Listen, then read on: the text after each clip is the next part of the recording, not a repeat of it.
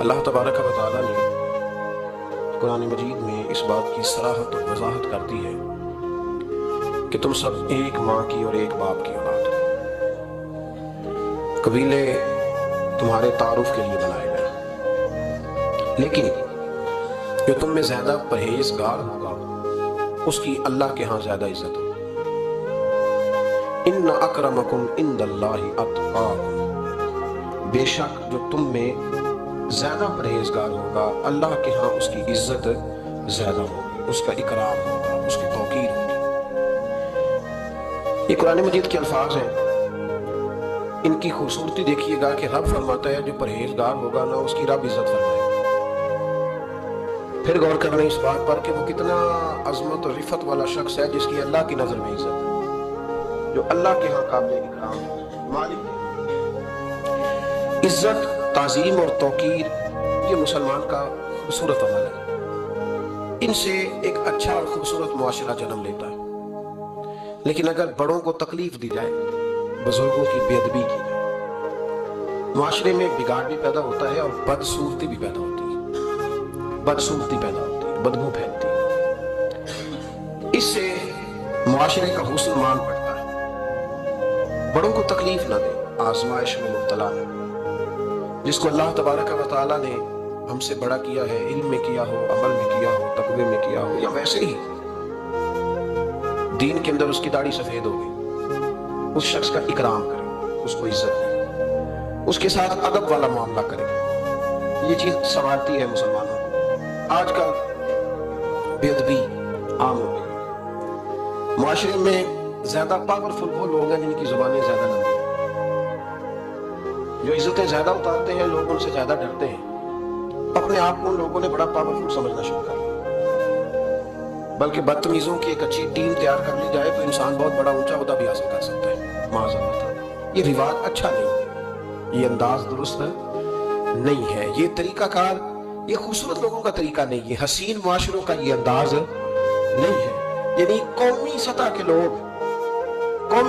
لوگ جو دنیا کے اندر کسی ملک کی نمائندگی کریں، وہی اگر ایک پریس کانفرنس اور گھنٹے کے بعد دوسری پریس کانفرنس، فلانے نے کیا بات تو دوسرے نے دیا جواب، تو یہ انداز مہذب قوموں کا نہیں ہوتا، اس سے امیج خراب ہوتا ہے۔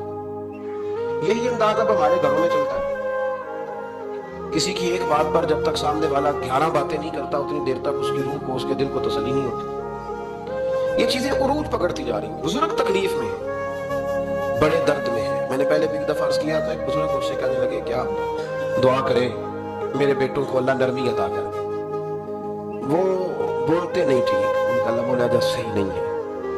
تو میں نے ان سے کہا کہ بزرگوں جہاں تک میں جانتا ہوں کوئی ایسی بات ہے تو نہیں۔ تو وہ کہنے لگے کہ جس طرح آپ سمجھتے ہیں نا، ہمارے رشتہ دار بھی اور اہل علاقہ سارے یہی سمجھتے ہیں، پر میں تکلیف میں ہوں، میری بیوی تکلیف میں۔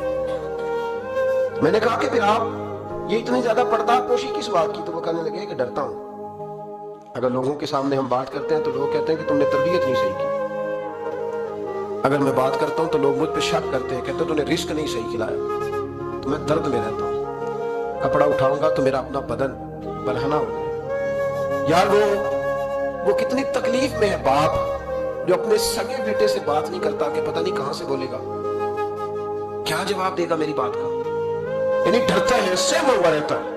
انہیں دیکھیں میری طرف کیا کہہ رہا ہوں، نوجوان ذرا غور کریں، ان لفظوں کی تکلیف محسوس کریں کہ اماں کہتی ہے کہ بھائی میں نہیں اس سے بات کرتی، اس لیے کہ وہ بڑے سخت جملے کہتا ہے، مجھ سے نہیں سہے جاتے، کوئی اور بات کرے۔ یعنی جس کی ماں بھی اس سے بات کرتے ہوئے ڈرے، کوئی نہیں سمجھ آئی آپ کو میری بات کی، جس کا والد بھی اس سے بات کرتے ہوئے سہم جائے، اور وہ بندہ کہے کہ میں نے تو MBA کیا ہوا ہے، میں تو معاشرے میں جانا پہچانا جاتا ہوں، اللہ کا شکر ہے جی اللہ نے بڑی عزت دی ہوئی ہے، مجھے لفظ کہے تو اسے شرم آنی چاہیے۔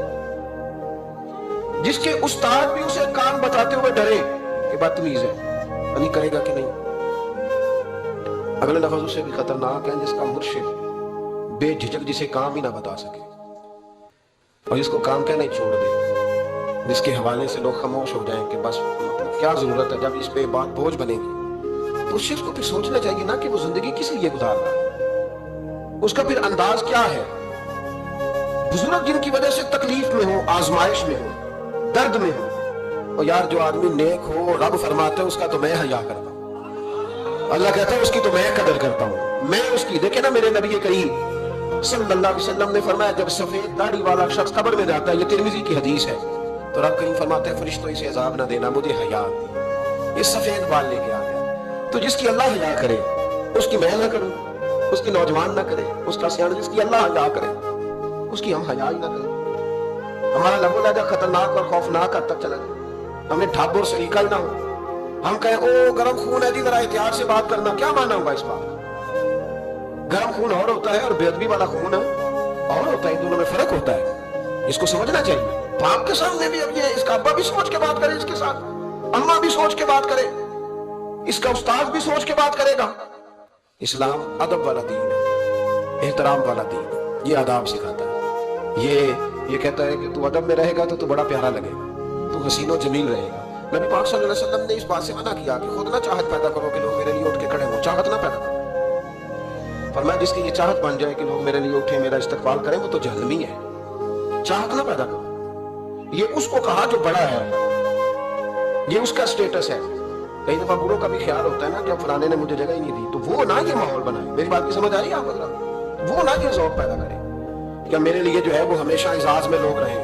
نہیں کوئی ادب کرتا تو اللہ جانے اور وہ جانے. یہ بھیک نہ مانگے، یہ روح ڈال کے ادب نہ حاصل کرے، تو جہنمی ہے جو یہ کہے. لیکن نوجوانوں کی جو تربیت ہے آج وہ عنوان ہے، اس پر بات کر رہا ہوں. حضرت سعد بن معاذ رضی اللہ تعالیٰ عنہ نبی پاک صلی اللہ علیہ وسلم کے پاس آئے تو ان کے قبیلے کے کچھ نوجوان بھی وہاں بیٹھے تھے. حضرت سعد بن معاذ ان میں سے بوڑھے تھے، بزرگ تھے، اور جب وہ آئے تو وہ نوجوان بیٹھے رہے. نبی کریم صلی اللہ تعالیٰ علیہ وآلہ وسلم نے پہلے ان نوجوانوں کو دیکھا، جناب کے ساتھ کچھ دیر رہے اور چلے گئے. تو اللہ کے رسول علیہ السلام نے فرمایا تمہارے قبیلے کا بڑا تھا، تم نے اٹھ کے استقبال ہی نہیں کیا، تم نے توجہ ہی نہیں کی، تم نے اعزاز ہی نہیں دیا، تم نے یہ خیال نہیں کیا کہ بڑا آیا، تم نے اس کو تکلیف دی. اعزاز اکرام، بھئی کیا حرج ہوتا ہے تھوڑا سا اگر کسی بزرگ کو جگہ آگے دے دی جائے؟ اس میں کیا فرق پڑتا ہے کہ اگر آپ کسی لائن میں لگے ہوئے ہیں تو کسی بوڑھے کو کہیں کہ جناب بابا جی آپ آ گئے. وہ میرے بھائی کون سا وجود کا کوئی سٹ ٹوٹ جاتا ہے اگر کسی ضعیف کو، کسی بوڑھے کو یہ کہا جائے کہ آپ لائن سے نکل جائیں اور یہ بل مجھے دے دے میں جمع کرا دیتا ہوں؟ کیا تکلیف ہوتی؟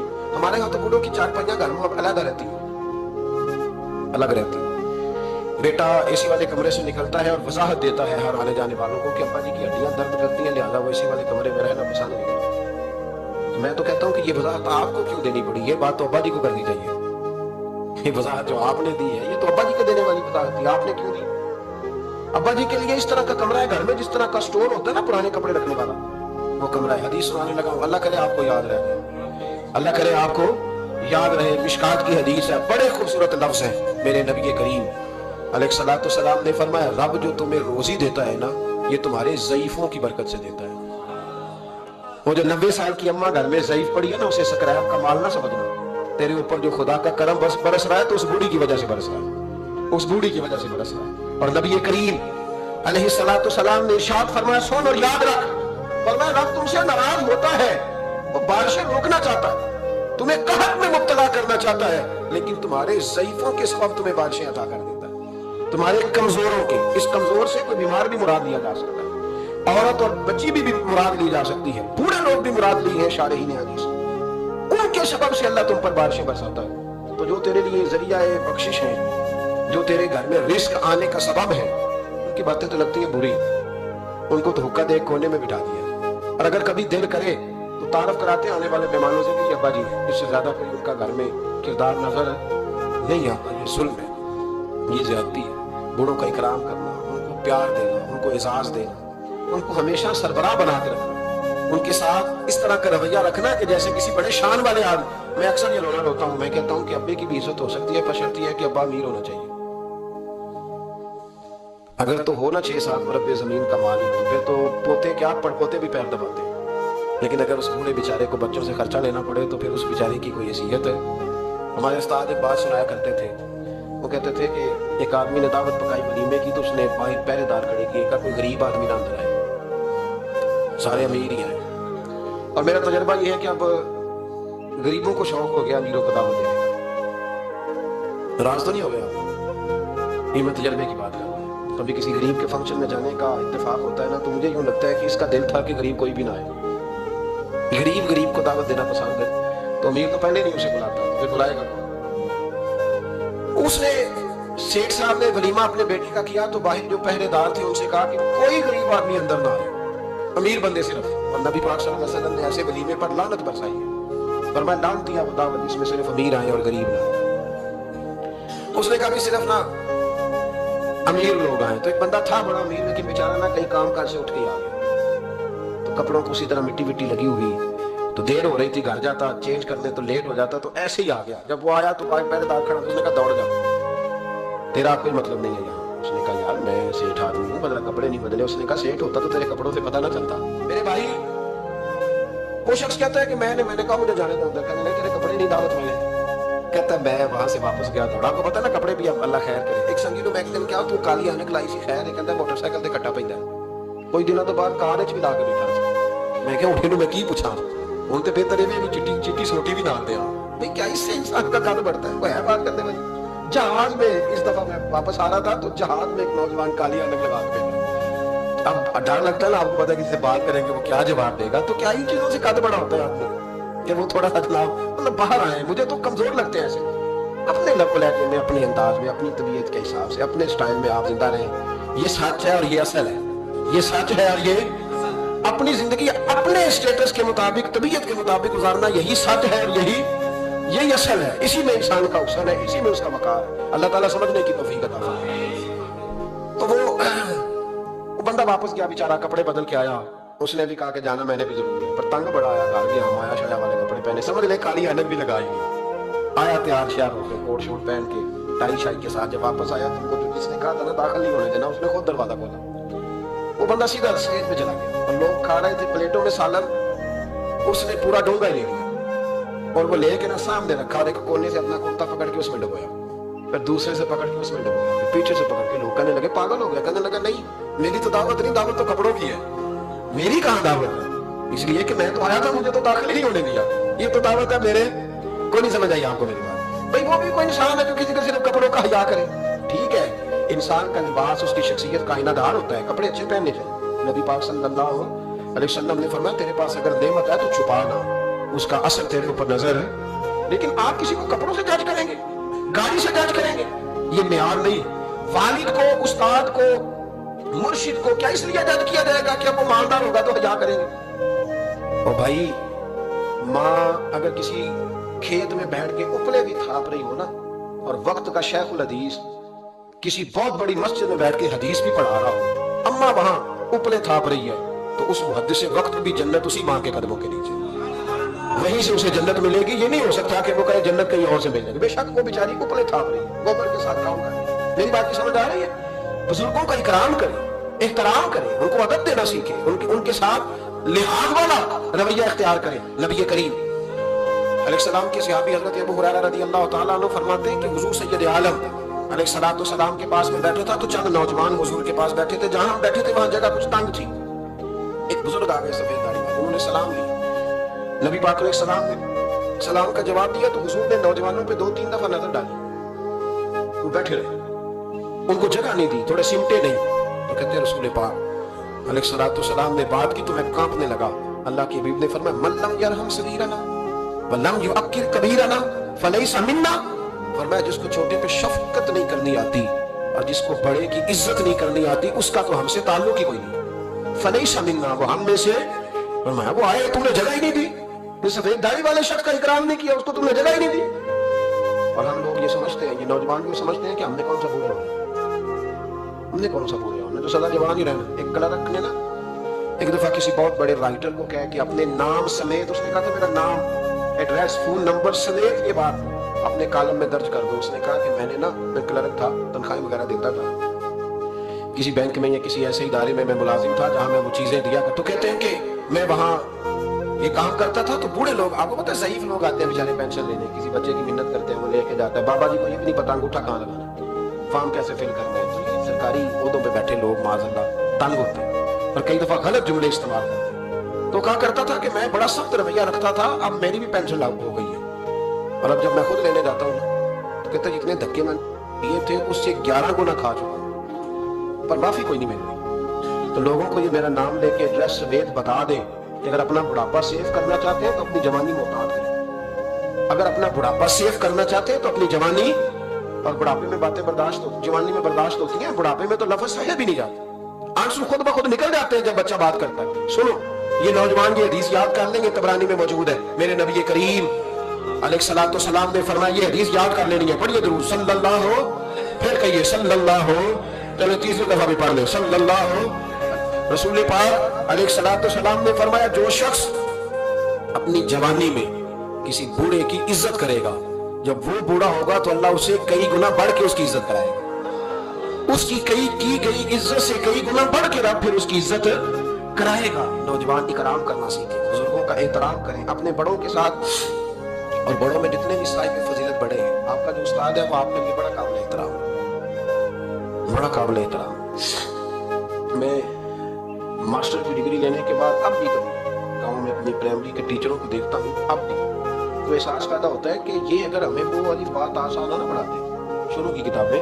یہ المدہ عام نہ پڑھاتے تو پھر اس سے آگے بھی ہمیں پڑھنا نہ ہوتا۔ اور اگر آپ کو اللہ تعالیٰ سمجھ دے نا، توفیق دے، تو یہ سمجھیں کہ جو چھوٹا استاد ہوتا ہے اس کی محنت زیادہ ہوتی ہے۔ ہاں یونیورسٹی والے جو ٹیچر ہیں تو لیکچر لے کے چلے جاتے ہیں، تو وہ جس نے رٹا لگایا نا پہاڑے یاد کرانے کا، ہاں وہ جس نے آپ کو املا لکھنی سکھائی ہے نا، اس کی محنت، اگرچہ اس کی تعلیم میٹرک پی ٹی سی ہے، اگرچہ آپ اس سے کئی گنا زیادہ تعلیم حاصل کر گئے، لیکن اصل مشقت اس قاری صاحب کی ہے جس قاری نے آپ کو قاعدہ پڑھایا ہے، جس نے تلفظ ٹھیک کرایا ہے۔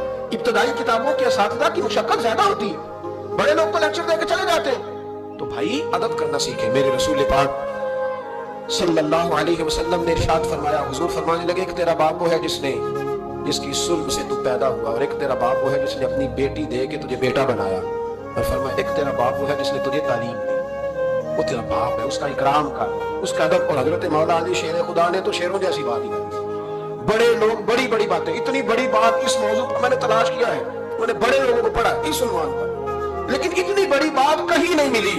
حضرت علی المرتضیٰ رضی اللہ تعالیٰ عنہ فرمانے لگے جس نے مجھے ایک حرف سکھایا ہے وہ میرا استاد ہے، اگر وہ چاہے تو مدینے کے چوک میں کھڑا کر کے مجھے بیچ دے، میں اس کے ہاتھوں بکنے کو بھی تیار ہوں۔ جس نے مجھے ایک حرف، اساتذہ کا احترام نہیں، اساتذہ پریشان، استاد تو بیچارے روز کٹہرے میں کھڑا ہے، روز کٹہرے، روز لوگ اس کو کہتے ہیں کہ جناب آپ نے یہ بات کیسے کر دی، آپ کی ضرورت کیسے ہوئی۔ اور جو لوگ، میں کالج میں تھا چند دن پہلے، تو وہاں میرے جاتے ایک جھگڑا شروع تھا کہ جناب ہم کب سے آئے بیٹھے ہیں، تو ٹیچر کہتی ہے کہ یہ پیریڈ ختم ہوتا ہے تو پھر چھٹی دینی ہے، پہلے چھٹی دیں کیونکہ ماں بدولت آ جو ہے اکرام ہے۔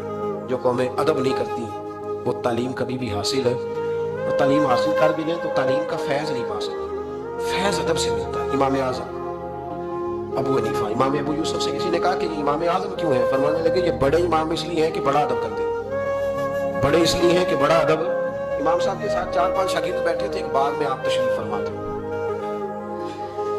تو اب تو ہمارے ہاں بڑی آسانی ہے، کتابوں کو آپ کمپیوٹر ریسرچ کر سکتے ہیں، حوالے بڑی آسانی سے مل جاتے ہیں۔ اب بھی بڑا مشکل ہوتا ہے، کتاب سے ڈھونڈنا بڑا مشکل ہے۔ ہم اپنے طالب علموں کو بھی کہتے ہیں نا صرف کتاب ہی ڈھونڈ کے دے دو، تو وہ کہتے ہیں جی اس کو آپ لگایا ہی حروف ترجیح کے حساب سے کریں تاکہ ہمیں یہ مشقت نہ کرنی پڑے۔ آپ اس کو حروف ترجیح کے مشورے دیتے ہیں، کوئی کہتا ہے جی آپ فن کے لحاظ سے کتابیں حدیث علیحدہ رکھا کریں، تفسیر علیحدہ رکھا کریں تاکہ ہمیں کوئی مطلب حرکت نہ کرنی پڑے، مشورے دیتے ہیں۔ چلو اچھے بچے بھی ہوتے ہیں، سارا کچھ ساتھ ساتھ ہی ہے۔ تخریج کا کام کرنا بڑا مشکل ہے آج بھی، جب آپ نے صحیح مطالعہ کرنا ہو تو پھر موبائل شبائل بند کر کے ہوتا ہے۔ جب آپ نے کسی چیز پہ ریسرچ کرنی ہے، اس کو ہر لحاظ سے اور ہر زاویے سے آپ پڑھنا چاہتے ہیں، پھر یہ مشقت والا کام۔ اس زمانے میں زیادہ مشقت ہوتی تھی، گرمی بڑی سخت تھی، تو امام اعظم رحمۃ اللہ علیہ نے 2-3 شاگرد منگا لی۔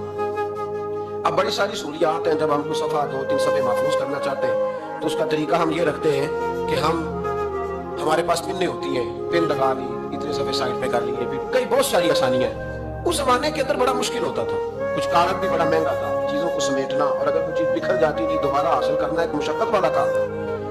تو امام صاحب رحمۃ اللہ علیہ باغ میں بیٹھے تھے، کچھ حدیثوں پر کام ہو رہا تھا، ان کی جو روایات تھیں اس کے راوی جو تھے وہ مرتب کیے جا رہے تھے، چیزوں پر فقہ کے اصول بنائے جا رہے تھے، شاید 2-4-5 شاگرد میں بیٹھے تھے، باپ کے ساتھ کچھ بچے کھیل رہے تھے، گیند گری ایک بچے کی۔ آپ کو پتا ہے کہ ایک بچے کی ویسے ڈیوٹی لگائی جاتی ہے گیند ہی پکڑنے کی، کھڑا کرتے ہیں نا جی پیچھے اس کو، تو نے صرف گیند ہی پکڑنی ہے۔